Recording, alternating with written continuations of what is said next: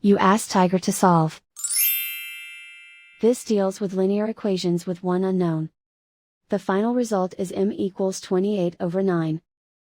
Let's solve it step by step. Isolate the m. Multiply both sides by inverse fraction 7/3. Group like terms. Multiply the coefficients.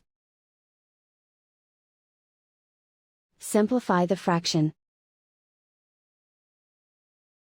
Multiply the fractions. Simplify the arithmetic.